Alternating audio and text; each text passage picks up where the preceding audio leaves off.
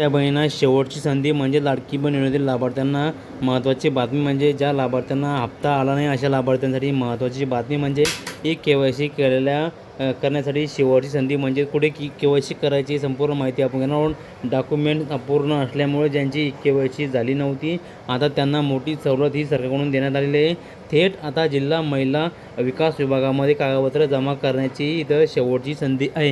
कागदपत्रे कोणकोणती जमा करायची ते पण सांगतो, शेवटपर्यंत व्हिडिओ बघा। या ठिकाणी तुम्ही बघू शकता, या ठिकाणी कागदपत्रे जे आहे लाडक्या बहिणी तुम्ही चिंता करू नका, तुमचं काम हे लवकर होणार आहे। तुम्हाला जिल्हा महिला बाल विकास विभागामध्ये जे जिल्हा लेवलला असतं ऑफिस तुम्हाला जाऊन तुम्हाला हे शेवटची संधी KYC संदर्भात महत्त्वाची बातमी जी आहे जवळच्या मित्रांसोबत शेअर करा। जे तुम्हाला डॉक्युमेंट लागणार आहे, कोणती लागणार डॉक्युमेंट आवश्यक जे आहे तुम्हाला जे आपल्याकडे सर्वांकडे असतात, आधार कार्ड सर्वांकडे असतं, रेशन कार्ड तुम्हाला जोडायचं आहे, पासबुकचं झेरॉक्स पहिलं पानाचं तुम्हाला जोडायचं आहे, पासपोर्ट साईजचा फोटो तुम्हाला त्याला लावायचा आहे, नोंदणीकृत मोबाईल क्रमांक तुम्हाला इथं घेऊन जायचा आहे जेणेकरून तुमचा मोबाईल क्रमांक तिथं ते रजिस्ट्रेशन करतील। ही माहिती जास्तीत जास्त शेअर करा, महिलांपर्यंत पोहोचवा, व्हिडिओ शेअर करा, कारण की सर्व लाडक्या बहिणींना ही महत्त्वाची बातमी पोहोचली गेली पाहिजे। सर्वांचा हप्ता हा सुरू झाला पाहिजे, कारण की बऱ्याच लाडक्या बहिणींना हा मार्च आणि एप्रिल महिन्याचे 1500 प्लस 1500 3000 रुपये जमा झाले नाही, त्यांना ही महत्त्वाची बातमी आहे। कारण की हे पर्याय हा शेवटचा पर्याय जो आहे सरकारने हा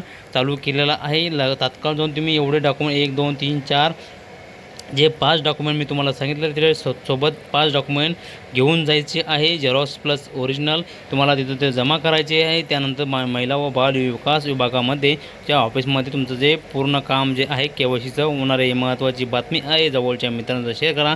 अशाच नवीन अपडेटसाठी चॅनलवर नवीन आला असेल तर चॅनलला सबस्क्राईब करून ठेवा, जेणेकरून तुम्हाला महत्त्वाचे अपडेट वेळोवेळी मिळत राहील।